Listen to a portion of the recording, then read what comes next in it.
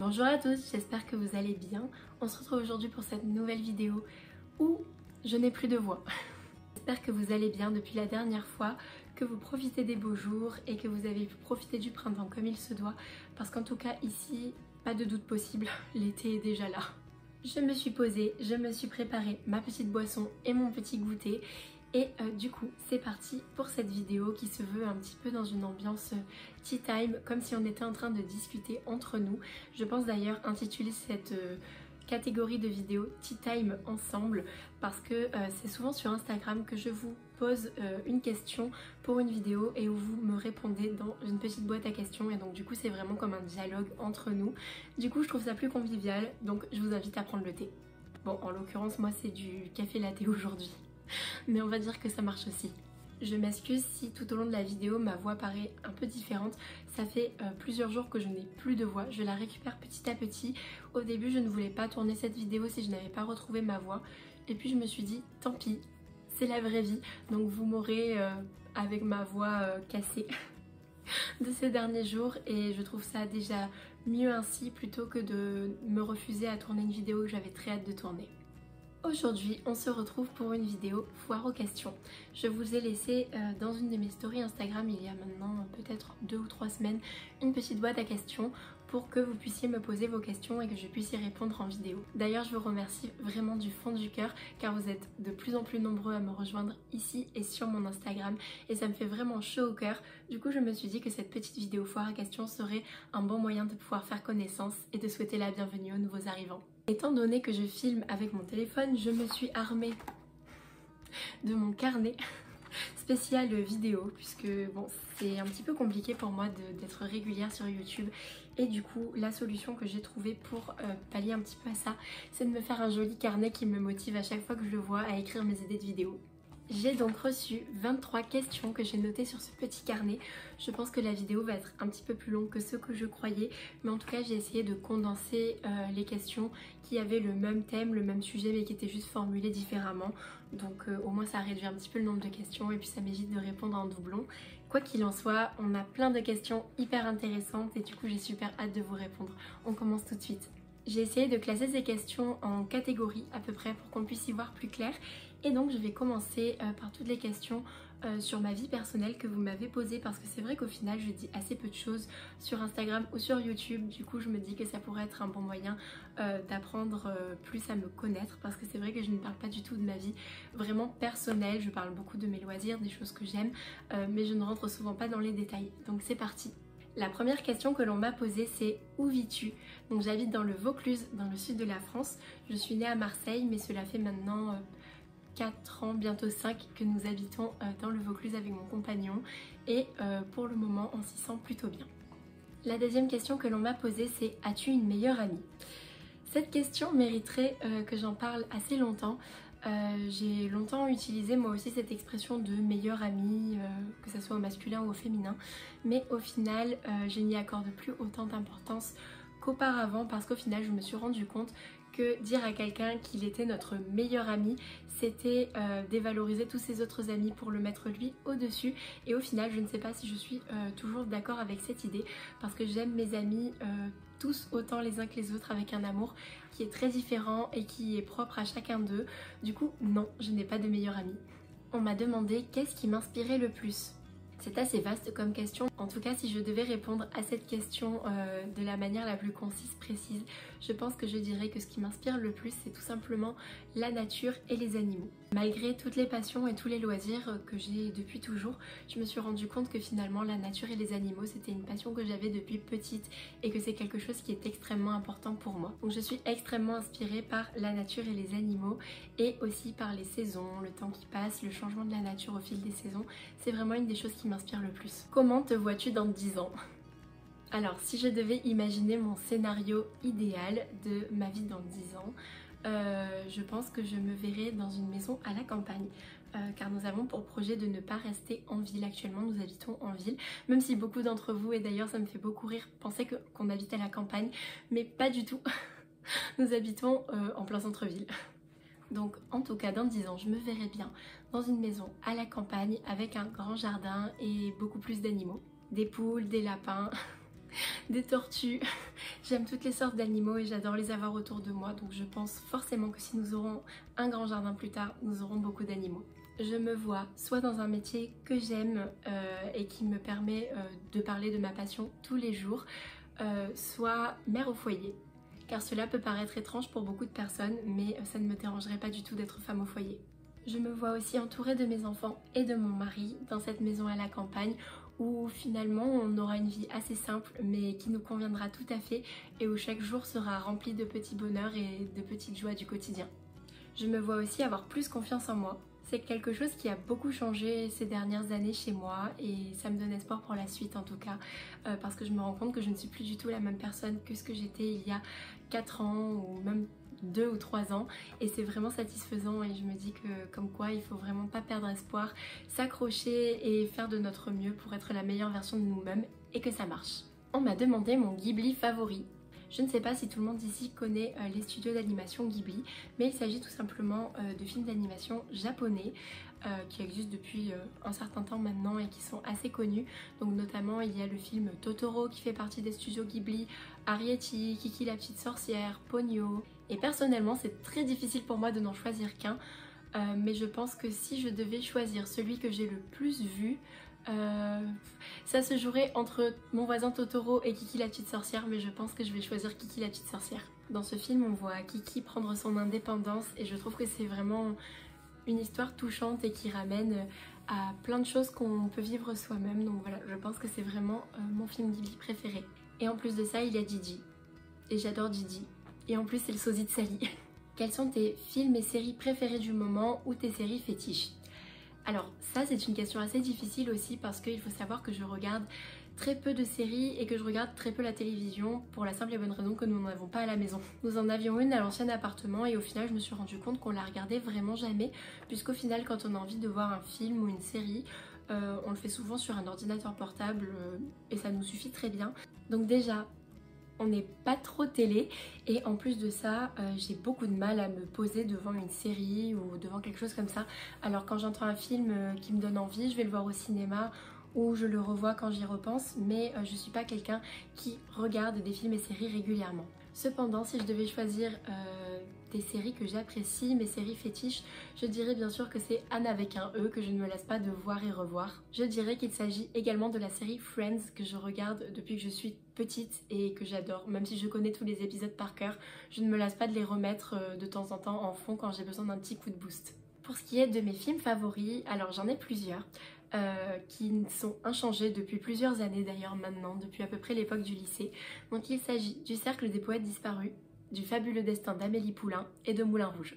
Mais on peut également rajouter l'adaptation des 4 filles du Docteur March de 2019 que j'ai vraiment adoré et que je ne me lasse pas de revoir non plus.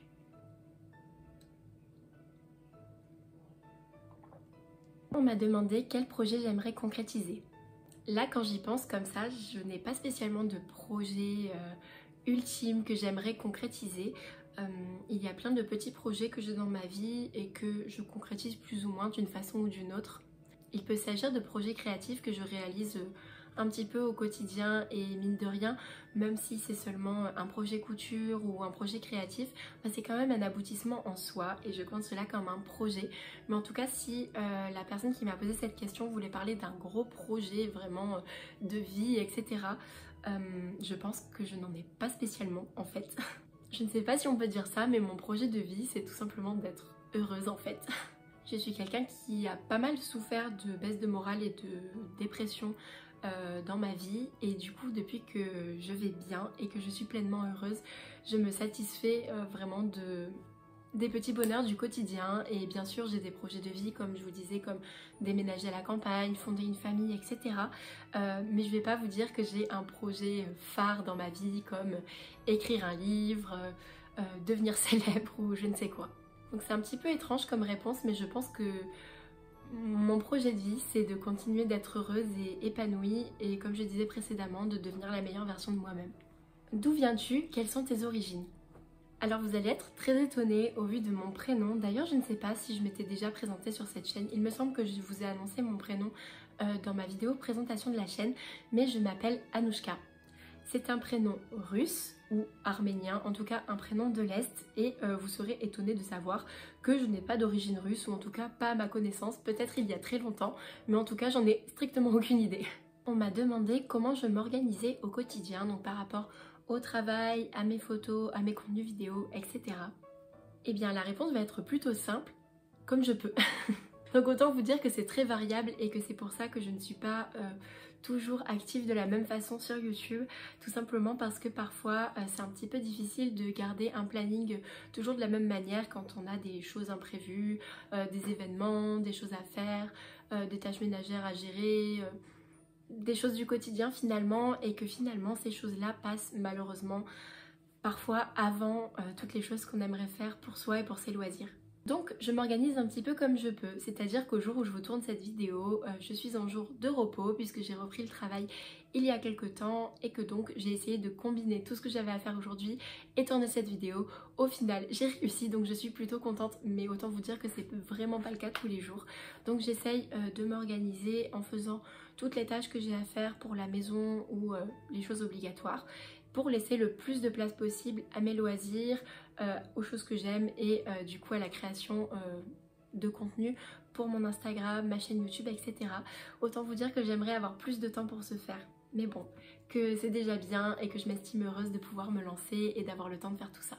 Comment appliques-tu la slow life tous les jours? Donc pour ceux qui ne connaissent pas le terme slow life, c'est un terme qui définit un petit peu cette façon de vivre, de ralentir, de ne pas se mettre la pression, de ne pas courir partout et juste de prendre le temps d'apprécier le moment présent. C'est un concept qui a vraiment révolutionné mon quotidien et je l'applique encore une fois du mieux que je peux. C'est vrai que dans cette société où on doit travailler, gérer plein de choses, c'est pas toujours évident de pouvoir adhérer à ce concept de slow life et de vraiment ralentir et de vraiment le ressentir, on va dire, au fond de soi et pas juste de faire ça en façade.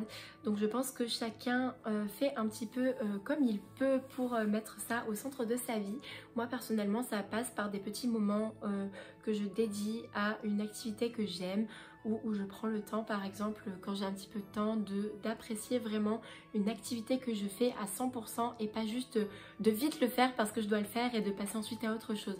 Par exemple, il y a des activités obligatoires, je pense, que l'on apprécie, mais qu'on a tendance à faire le plus vite possible parce qu'on a plein d'autres choses à faire par la suite et du coup, on ne prend pas vraiment le temps d'apprécier ce moment. Je m'explique parce que comme ça, c'est un petit peu flou. Par exemple, comme je vis dans le sud de la France et qu'il fait très chaud en été, je dois arroser mon jardin absolument tous les soirs. C'est obligatoire pour sa survie. Ça peut être une corvée parce que parfois quand je rentre du travail assez tard, j'ai pas forcément envie de monter, poser toutes mes affaires, de redescendre au jardin, de tout arroser, de vérifier que toutes les plantes vont bien, d'enlever les feuilles mortes, de mettre un petit coup de propre dans le jardin. C'est pas forcément quelque chose que je vais avoir envie de faire sur le moment parce que je suis fatiguée et que j'ai juste envie de me poser finalement. Sauf que moi, passer du temps au jardin, c'est une des choses que j'aime le plus au monde et je ne veux pas laisser ma fatigue ou mon envie de vite me poser et d'être rentrée du travail me gâcher ça. Donc j'essaye au moment où je fais cette tâche-là, que je sais que j'apprécie à la base, me consacrer à 100% dans cette tâche-là. Donc que ce soit moi dans mon action d'arroser le jardin ou que ce soit mentalement en me connectant complètement à cette activité. Je ne sais pas si ça vous parlera, mais du coup, ça signifie que quand je vais arroser mon jardin, je vais être attentive à toutes les petites choses, les insectes, est-ce qu'il y a des coccinelles sur le rosier, est-ce que mes fraisiers ont donné des fraises, est-ce qu'elles ont mûri depuis la veille, toutes ces petites choses qui font que j'adore être au jardin et m'en occuper et sur lesquelles je ne vais pas vraiment me focaliser si je me focalise seulement sur mon envie de vite me poser en rentrant du travail et de vite bâcler le fait d'arroser le jardin. Je ne sais pas si ça sera très clair, mais j'ai vraiment essayé de vous l'expliquer du mieux que je peux. Pour répondre de façon plus concise à cette question, j'applique le principe de la slow life dans ma vie en me consacrant à 100% aux activités et en essayant d'apprécier les toutes petites joies du quotidien et les petits bonheurs dans chaque activité que je fais. Du coup ça rend la vie beaucoup plus belle et ça permet d'être beaucoup plus heureux en fait finalement. Quelle est ton inspiration dans la vie? Donc comme je vous le disais, je suis très inspirée par la nature, les animaux et toutes les choses qui m'entourent. Mais si je devais choisir une personne qui m'inspire réellement dans ma vie de tous les jours, je pense qu'il s'agirait tout simplement de Béatrix Potter. vous vous en doutez peut-être. Bien sûr, j'aime son travail et les œuvres qu'elle a produites tout au long de sa vie, mais au-delà de ça, je suis aussi très inspirée par la personne qu'elle était et par toutes les choses qu'elle a menées à bien pour la nature, pour les animaux, et sa façon de percevoir les choses autour d'elle est vraiment très proche de celle que j'ai aussi. Donc si je devais choisir une seule personne qui m'inspire au quotidien, ce serait Béatrix Potter. Peux-tu nous en dire plus sur ton chemin vers la foi ? Comme vous le savez peut-être, si vous me suivez sur Instagram, je suis chrétienne. J'en parle assez ouvertement sur Instagram quand on me pose des questions à ce sujet parce que je sais que ça intéresse quand même une assez grande partie des personnes qui me suivent et qui partagent ma foi ou qui partagent une foi quelconque. Mais ce n'est pas vraiment un sujet que j'ai envie d'aborder en détail sur ma chaîne YouTube. Il y a d'autres personnes qui le font beaucoup mieux que moi, alors bien sûr je n'ai absolument pas honte de ma foi et je suis très ouverte sur le fait d'en parler sur Instagram quand on pose des questions, etc. Mais je pense que je n'ai pas spécialement envie, en tout cas pas pour l'instant, d'aborder le sujet en vidéo. Si on te disait « fais tes bagages, on part en vacances, où irais-tu » Cette question m'a beaucoup plu car je trouve que c'est vraiment des questions qui peuvent paraître futiles mais au final qui en disent beaucoup sur la personnalité et les goûts d'une personne. Par exemple, quand je rencontre quelqu'un, je sais que souvent je vais poser des questions comme qu'est-ce que la personne aime dans sa vie, quelle est sa couleur préférée, qu'est-ce qu'elle aime manger, l'endroit qu'elle préfère, si elle était un animal, quel animal elle serait. Et ça peut paraître des questions un petit peu bizarres, mais au final je trouve que ça en dit énormément sur la personnalité des gens et ça permet de cerner et d'apprendre à connaître vraiment très très bien les personnes qui nous entourent. Donc si je devais faire mes bagages maintenant et partir en vacances, je pense que j'irais en Bretagne. C'est l'endroit où j'ai passé énormément d'été lorsque j'étais enfant. Puis le départ de mes grands-parents, je n'y étais pas retournée et j'y suis retournée pour la première fois depuis un certain temps l'été dernier et c'était juste extraordinaire. C'était vraiment comme un retour aux sources et je pense que même si j'adorerais voyager dans le monde entier, je pense que c'est vraiment un endroit où je me sentirais toujours chez moi. Je repense souvent avec nostalgie à tout ce que je faisais quand j'étais petite, à la région en elle-même, la nature, les champs tout verts, les vaches, les moutons que l'on peut voir dans les champs et c'est vraiment hyper plaisant de me remémorer toujours ces souvenirs de cette région et ça me réconforte toujours énormément. Donc je pense que si je devais prendre mes bagages et partir en vacances, ce serait en Bretagne ou en Angleterre parce que c'est vraiment mon pays de cœur et là où je me sens vraiment le mieux également. Petit aparté, mais je mange la première pastèque de la saison et j'étais pas très convaincue mais en fait elle est vraiment délicieuse. Donc je suis une femme heureuse parce que j'adore la pastèque. Ensuite on m'a posé 2 questions sur un petit peu toutes les activités créatives que j'apprécie faire. Si vous me suivez sur Instagram, vous aurez peut-être vu ma story où je vous parle du fait que je compte vous filmer des vidéos podcast. Les vidéos podcast, qu'est-ce que c'est? Ce sont tout simplement des vidéos où je vais vous parler de toutes les choses créatives que j'aurais fait durant un mois. Donc par exemple les broderies que j'ai commencées, celles que j'ai terminées, des projets couture que j'aurais terminés ou commencé ou que j'aurais envie de faire, les commandes que j'aurais reçues liées à des activités créatives, mes découvertes par rapport à YouTube, Instagram, mais ça sera vraiment tout ce qui concerne en fait la création et les loisirs créatifs. Comme vous le savez peut-être, j'adore la couture et tout ce qui s'en rapproche. Ça m'a semblé vraiment naturel de vous proposer ce type de contenu sur ma chaîne. Donc j'ai vraiment hâte de vous filmer le premier. Si tout va bien, je vous le filmerai cette semaine, donc la même semaine où je tourne cette vidéo. Mais du coup, elle sera certainement en ligne la semaine qui suivra la mise en ligne de la foire aux questions.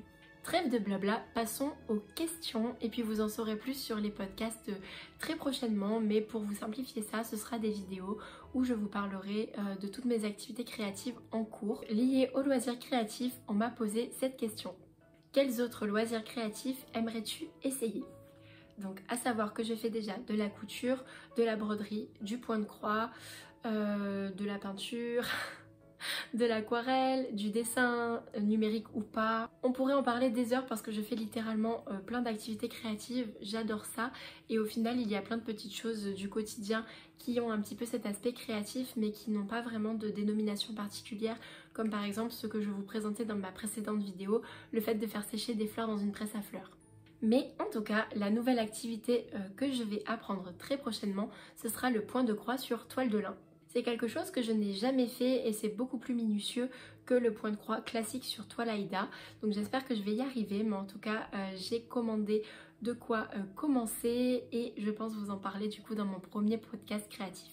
On m'a demandé quels seront mes futurs projets créatifs. Ça aussi, je vous en parlerai très certainement dans la vidéo podcast créatif, mais je me suis dit que j'allais quand même vous aborder un petit peu le sujet dans cette vidéo. Le prochain projet créatif que je compte réaliser, c'est la réalisation d'une trousse de broderie nomade pour transporter tout mon matériel de broderie, pour notamment quand je vais broder dans le jardin ou quand je brode à ma pause au travail.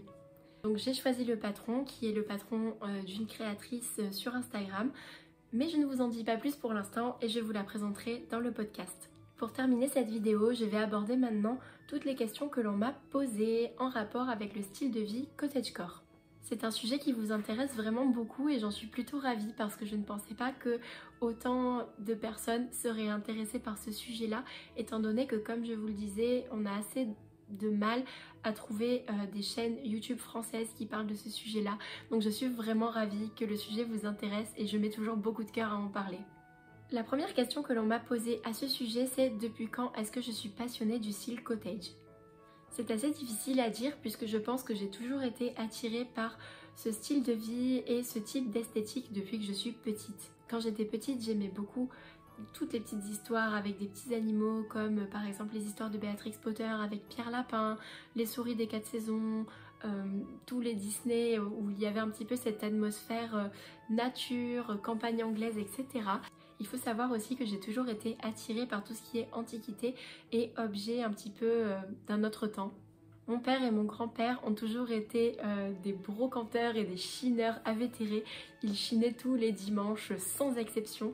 Et du coup, je peux vous dire qu'en étant plongée là-dedans dès mon enfance, j'y ai très rapidement pris goût et j'adorais voir toutes leurs trouvailles et découvrir des objets dont je ne connaissais même pas l'existence et qui pourtant me parlaient tellement. Comme vous le savez, encore aujourd'hui, j'adore chiner dans les vide-greniers, dans les boutiques Emmaüs ou dans tout ce genre d'endroits et parfois même dans des lieux un petit peu étranges. Il m'est arrivé de trouver plein d'objets directement dans la rue et c'est quelque chose que j'adore parce que c'est vraiment un petit peu comme une chasse au trésor et c'est vraiment quelque chose que j'apprécie plus que tout. Vous avez notamment derrière moi quelques petites pièces que j'ai chinées comme ce petit vase lapin que j'adore plus que tout et je pense que c'est une de mes meilleures trouvailles ou cette petite théière maison que j'adore également. On m'a ensuite demandé comment j'avais découvert le style cottagecore. Donc comme je vous le disais, c'est quand même toujours un style de vie et une esthétique qui m'a parlé puisque voilà, comme je vous le disais, donc avec tout ce qui est chiner des objets anciens, j'ai été initiée dès l'enfance, tout ce qui est aussi tenir un potager, s'occuper d'animaux grâce à mes grands-parents et vivre un petit peu de manière simple comme ça, c'est quelque chose qui m'a toujours attirée. Mais j'ai découvert la dénomination cottagecore pendant le confinement et je pense que ça a été le cas de beaucoup d'entre nous. Tout simplement parce que pendant le premier confinement, donc en 2020, on a tous été résolus à rester chez nous. Et du coup, on a tous commencé à faire des activités. Moi, c'était des activités que j'appréciais déjà énormément, mais j'ai l'impression que beaucoup de personnes se sont trouvées une passion pour toutes les activités qui, à la base, sont un petit peu plus mises de côté quand on a un petit peu cette vie folle à courir partout, à travailler, rentrer à la maison et ce petit train-train. On met un petit peu plus de côté tout ce qui est broderie, dessin, etc. Ou même tout simplement cuisine ou faire les choses de ses propres mains. Et j'ai l'impression que beaucoup de personnes ont pris goût à faire les choses soi-même pendant le confinement. Du coup, je suis tombée sur TikTok, sur plein de petites vidéos comme ça qui parlaient du style cottagecore. Et en fait, en regardant ces vidéos, je me suis dit mais c'est tout ce que j'aime, mais ça a un nom en fait. Et du coup, j'étais totalement ravie parce que tout simplement, ce nom me permettait de trouver des personnes qui aimaient les mêmes choses que moi. Donc j'étais vraiment plus que ravie et c'est donc comme ça que j'ai découvert le terme cottagecore. On m'a demandé, ton conjoint partage-t-il ta passion pour le style cottagecore ? C'est une question super intéressante et je vous avoue que je pensais pas qu'on me la poserait parce que c'est vrai que c'est un choix mais je montre assez peu mon conjoint sur les réseaux sociaux et du coup je pensais pas que c'était une question qui me serait posée. Alors à la base pas du tout, mais en tout cas il m'a toujours soutenue dans toutes les choses qui me font du bien et qui me plaisent en fait tout simplement. Du coup j'ai toujours eu son soutien, que ce soit pour la façon dont je m'habille, les choses que j'aime, mes passions. Il m'a toujours poussée et toujours soutenue à aller vers la voie qui me faisait du bien et qui me plaisait. Je pense que j'ai beaucoup de chance car c'est sûr que ce n'est pas forcément le style vestimentaire le plus discret qui soit. Et je pense que ça peut rebuter pas mal de personnes, mais en tout cas lui, il a toujours été d'un très grand soutien avec ça. On m'a ensuite demandé mon cheminement vers le style cottagecore. vestimentairement parlant. Alors, je pense que, comme je vous le disais dans ma vidéo sur comment débuter le style cottagecore, que je vous mets juste ici, je pense que le style cottage peut avoir 1001 facettes et que chacun peut l'adapter avec ses goûts et qu'il n'y a pas de définition précise du style cottagecore. Ça serait beaucoup trop triste si on faisait tous la même chose et je pense que chacun peut totalement exprimer sa créativité à travers ce style-là. Alors certes, on voit beaucoup de jeunes femmes de ce style-là aimer les mêmes choses, mais c'est logique parce qu'on a tout un petit peu les mêmes goûts vu qu'on a les mêmes passions. Mais je pense que on peut chacun l'adapter avec son style. Du coup, mon cheminement vers le style cottage a été assez intuitif, mine de rien, tout simplement parce que je peux porter des tenues très simples comme aujourd'hui où il fait très chaud et où je reste à la maison et où du coup j'ai pas voulu me casser la tête, donc je porte tout simplement un t-shirt le plus basique qui soit où seulement le motif peut être considéré comme rattaché à l'univers cottagecore, mais sinon c'est tout simplement un t-shirt avec une coupe très moderne et basique et une jupe midi effet jean parce que c'est ma jupe préférée pour rester à la maison. Malgré tout, il y a des jours où je peux sortir en robe en lin, avec un tablier, avec des petits fichus dans les cheveux ou tout ce qui a trait vraiment à l'esthétique qu'on imagine quand on imagine le cottagecore, c'est-à-dire les paniers en osier et tout ce genre de choses. Donc je pense que même encore aujourd'hui, c'est un cheminement et que ça dépend vraiment de nos styles à chacun. En tout cas, moi, ça s'est fait de façon assez intuitive. Je me suis jamais vraiment posé la question de « Ah là là, j'aimerais vraiment être cottagecore, qu'est-ce que je pourrais porter pour faire ça ?» J'ai tout simplement porté les choses que j'aimais et il s'avère que ça rentre dans cette esthétique. Donc bon, je ne me suis pas plus cassé la tête que ça. Alors, on m'a posé cette question que j'ai un petit peu de mal à cerner, mais à laquelle je vais quand même essayer de répondre. On m'a demandé quel était le regard des gens sur mon style de vie alternatif. Sachant que je n'ai pas vraiment l'impression d'avoir un style de vie alternatif, dans le sens où je vis dans un appartement, en ville, je vais au travail, je rentre chez moi et je fais mes tâches ménagères comme tout le monde. À part le fait que j'aime jardiner, que j'aime m'occuper de ma maison, que j'aime cuisiner et que je mets des tenues un petit peu différentes des autres, je ne vois pas trop en quoi mon style de vie est tout à fait alternatif. J'apprécie tout simplement les petits bonheurs du quotidien et j'aime les choses avec une esthétique un petit peu ancienne, mais je ne pense pas que cela fasse de mon style de vie quelque chose de vraiment alternatif. Je ne sais pas vous, mais moi quand j'entends l'expression style de vie alternatif, j'imagine vraiment quelqu'un qui vit coupé du monde, dans sa cabane dans la forêt et qui vit en totale autonomie. Et malheureusement, ce n'est pas du tout mon cas. Alors peut-être que mon contenu peut donner l'impression que je vis un petit peu en marche comme ça, mais non, ce n'est pas le cas. En tout cas, quoi qu'il en soit, le regard des gens sur mon style de vie ou mon style vestimentaire est toujours assez bienveillant, étrangement. J'ai eu plusieurs styles vestimentaires dans ma vie et autant vous dire que le regard des gens, j'y suis plutôt habituée. Mais je ne sais pas si c'est le fait de me sentir vraiment en accord avec moi-même dans ce mode de vie et dans ce style vestimentaire et que du coup je dégage aux autres de la confiance et de la joie.